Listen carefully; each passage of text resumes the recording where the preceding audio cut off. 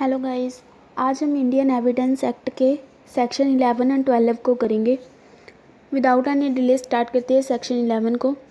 Section 11 जो बताता है वो वाले फैक्ट्स को यहाँ पर रेलेवेंट माना गया जो कि फैक्ट के साथ रिलेट नहीं करते, जो खुद में फैक्ट रेलेवेंट नहीं है पर फिर भी उनको रेलेवेंट यहाँ पर कोर्ट कंसीडर कर देती है। यहाँ पर कोर्ट को हाईली जो कि discretion power, wide discretion power दी जाती है कि फैक्ट को वो कंसीडर करे कि ये वाला फैक्ट जो रेलेवेंट है या नहीं है। अब जब इसकी बेयर लैंग्वेज को रीड करते हैं ना तो चीज़ निकल के आती है वो वाले फैक्ट जो रेलेवेंट नहीं है वो रेलेवेंट बन जाते हैं। टू सर्कमस्टांसिस में वो रेलेवेंट बन जाते हैं। पहला जो सर्कमस्टांसिस है वो है इनकंसिस्टेंट है, उसकी इनकंसिस्टेंट है किसके साथ, फैक्ट इन इश्यू के साथ और रेलेवेंट के साथ, रेलेवेंट फैक्ट के साथ। अब इसको समझते हैं। वो वाले फैक्ट जो रेलेवेंट नहीं है वो रेलेवेंट कब बन जाते हैं, जब वो इनकंसिस्टेंट है फैक्ट इन इश्यू और रेलेवेंट फैक्ट के साथ। इसको बेसिकली हम प्ली ऑफ एलिबी भी कहते हैं। प्ली ऑफ एलिबी का जो जर्नल मीनिंग है जो यूज़ हुआ है इस सेक्शन में वो है कि मान लो एक बंदे ने क्राइम कमिट किया है कलकत्ता में, वो बंदा आकर ये अपना डिफेंस ले ले कि मैं जिस टाइम में ये क्राइम कमिट हुआ है मैं उस टाइम कलकत्ता में नहीं था, मैं उस टाइम कोई और शहर में था। जैसे वो कहते कि मैं दिल्ली में था या बॉम्बे में था, और उसको प्रूव करने के लिए वो कुछ अपने एविडेंस भी शो करा दे कि दिल्ली जो वो बॉम्बे में था, सपोज वो बॉम्बे में था, वो वहाँ पर शो करा दे कि वहाँ पर थिएटर की टिकट है उसके पास, ट्रेन की टिकट है, या मीटिंग जो उसने अटेंड की उस पर उसके साइन है, या जो होटल में रहा उसकी एंट्री है उसमें। तो ये वाली चीज़ फैक्ट इन इश्यू और रेलेवेंट फैक्ट के साथ इनकंसिस्टेंट है, पर फिर भी इस चीज़ को रेलेवेंट कंसीडर किया जा सकता है। इसमें कोर्ट को हाई वाइड डिस्क्रिशन पावर यहाँ पर मिल जाती है। और जो सेकंड सर्कमस्टांसेस आता है वो सर्कमस्टांसेस है जो फैक्ट या खुद मतलब कि इटसेल्फ और in connection with other fact, या तो वो खुद या कोई और फैक्ट के साथ कनेक्ट होकर क्या बता रहे हैं, एग्जिस्टेंस और नॉन एग्जिस्टेंस, किसी चीज़ की एग्जिस्टेंस बता रहे हैं या किसी चीज़ की नॉन एग्जिस्टेंस, किसकी, फैक्ट इन इश्यू की और रेलेवेंट फैक्ट की।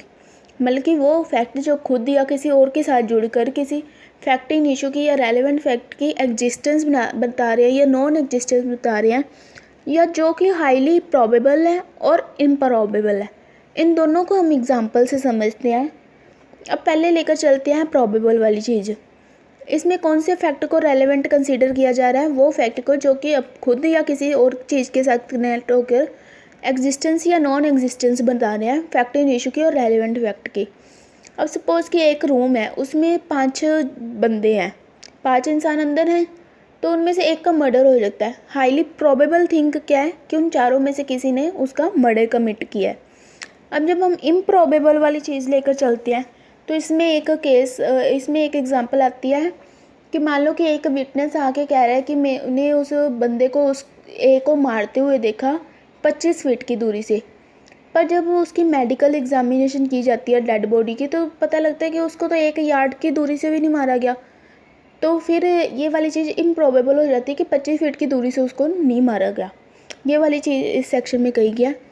अब जो सेकंड यहाँ पर सेक्शन आता है section 12, in suit for damages factor tending to enable court to determine amount are relevant. अब इसको तोड़ के पढ़ते हैं।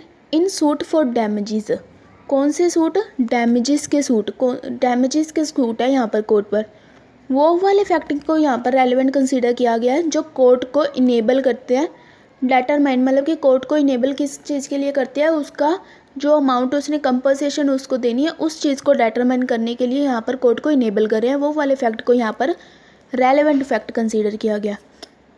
अब नॉर्मल सी बात है, सूट वाला डैमेजेस है तो यहाँ पर सिविल केस आ सकता है।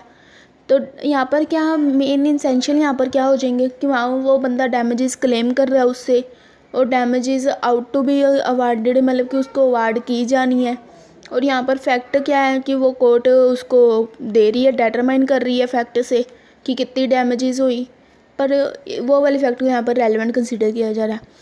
इसमें जो ओनर्स होएगा, प्रूफ का बर्डन ऑफ प्रूफ होएगा कि मतलब कि कितने डैमेजेस उसको हुए हैं, या कितने का चीज़ थी, या उसको कितना नुकसान हुआ है, या कॉन्ट्रैक्ट में जो टर्म लिखी हुई थी उसको तोड़ा गया, उसकी ब्रेक हुई है तो उसको फिर कितना नुकसान हुआ है।